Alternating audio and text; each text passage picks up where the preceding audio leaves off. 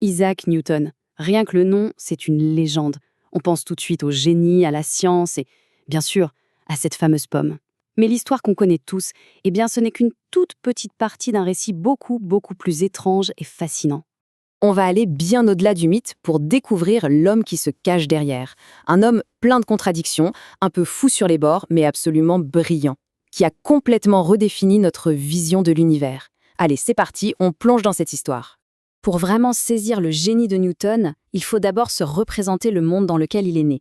Un monde où la science existait, c'est sûr, mais elle était, disons, éparpillée. Il manquait une grande idée pour tout relier. Des géants comme Copernic, Kepler ou Galilée avaient déjà rassemblé des pièces cruciales du puzzle. Ils savaient décrire comment les planètes bougeaient ou comment les objets tombaient. Mais le grand pourquoi restait un mystère. C'était comme si les règles du jeu étaient totalement différentes entre ce qui se passait ici, sur Terre, et là-haut dans le ciel. Et ça, c'était le plus gros blocage mental de l'époque. On était convaincus qu'il y avait deux physiques distinctes. La physique terrestre, le monde du chaos, du changement, des choses qui tombent, et la physique céleste, celle des étoiles, un monde parfait, ordonné, éternel. Pour faire simple, une pomme et la lune ne pouvaient pas obéir aux mêmes règles, c'était juste impensable. Et c'est précisément cette idée que Newton va faire voler en éclats. Mais voilà, avant de devenir ce père de la physique moderne, Newton avait une autre passion. Une obsession secrète, qui jure complètement avec l'image du scientifique ultra-rationnel qu'on a de lui.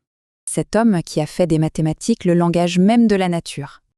Et oui, vous avez bien entendu. Newton, le grand symbole de la raison, passait en fait une bonne partie de son temps à chercher la pierre philosophale, le secret pour transformer le plomb en or. Et attention, ce n'était pas juste un petit hobby. On parle de plus d'1 million de mots qu'il a écrits sur l'alchimie, la théologie, le mysticisme. C'est plus, bien plus que tout ce qu'il a pu écrire sur la physique et les maths. C'est fou, non? Ce qui est fascinant, c'est que pour lui, l'alchimie n'était pas de la sorcellerie. Non, c'était une enquête très sérieuse sur les lois cachées de l'univers. Il cherchait les forces invisibles qui agissent sur la matière. Et cette quête d'une force mystérieuse qui agit à distance, eh bien, ça va résonner très fort plus tard dans son travail, sur une autre force invisible, la gravité. C'est d'ailleurs pendant une période d'isolement complet, alors que le monde s'écroulait dehors, que Newton a mis au point les outils qui allaient tout changer. En 1665, la grande peste s'abat sur l'Angleterre. L'université de Cambridge ferme ses portes et Newton, qui a alors 22 ans, est obligé de rentrer dans sa ferme familiale. Et là, pendant 2 ans, seul, il va connaître une explosion de créativité absolument incroyable, posant les fondations de la science moderne. C'est à ce moment-là qu'il invente en quelque sorte une nouvelle façon de faire de la science. Il ne se contente plus de décrire ce qu'il voit, non. Il observe, il mesure et surtout, il utilise les mathématiques pour tout décrire. Il transforme la science en un outil capable de faire des prédictions. Sa célèbre phrase « hypothèse non fingo » résume parfaitement sa pensée. En gros, ça veut dire « je n'invente pas d'hypothèse ». L'idée n'est plus de deviner pourquoi les choses sont comme elles sont, mais de décrire avec la plus grande précision mathématique comment elles fonctionnent. La science doit lire la nature, pas deviner ses intentions. Alors voilà, armé de cette nouvelle méthode et de nouveaux outils mathématiques qu'il a lui-même inventés, Newton va s'attaquer au plus grand mystère de son époque. Et tout part d'une question d'une simplicité presque enfantine. Tout le monde voit bien que la pomme tombe de l'arbre. Et tout le monde voit que la lune, elle, reste bien sagement en haut dans le ciel. Mais Newton est le seul à se poser la question, et si c'était la même force qui agissait sur les deux? Et là, c'est le coup de génie. Il comprend que la lune, en fait, est en train de tomber sur nous, constamment. Mais comme elle a une très grande vitesse horizontale, elle rate la Terre à chaque instant. Son orbite, c'est juste une chute perpétuelle. La force qui tire la pomme vers le sol est exactement, précisément la même que celle qui retient la lune, prisonnière de la Terre. Il va mettre tout ça en équation dans son chef-d'œuvre, Les Principia, avec ses 3 fameuses lois du mouvement. Des lois d'une simplicité et d'une puissance incroyables qui vont devenir le socle de toute la physique pendant des siècles. L'inertie, la relation entre force et accélération et le principe d'action-réaction. Mais l'histoire de Newton, ce n'est pas juste celle d'un esprit lumineux. Derrière la légende, il y avait un homme compliqué, un homme difficile à vivre et souvent totalement impitoyable. Newton était vraiment un homme de paradoxe.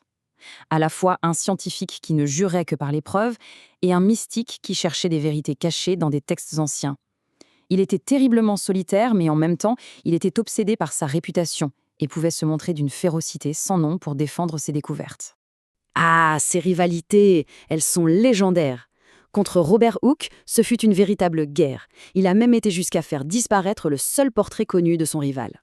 Et avec Gottfried Leibniz, ce fut encore pire.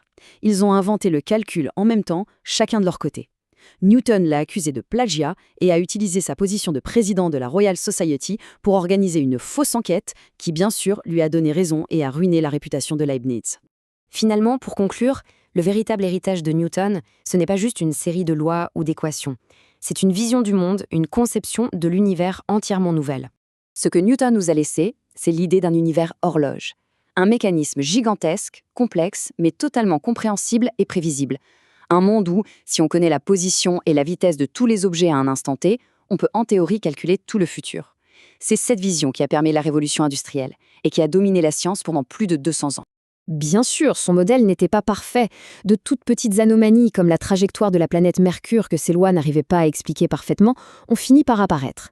Et ce sont ces petites fissures qui ont ouvert la porte à la révolution suivante, celle d'Albert Einstein, qui a construit sa propre théorie sur les fondations monumentales laissées par Newton. Et cette phrase de Paul Valéry résume tout. Le génie de Newton, c'était ça, voir ce que personne d'autre ne voyait, relier des choses que tout le monde croyait séparées. Il n'a pas seulement trouvé des réponses, il a radicalement changé la façon dont on pose des questions à l'univers.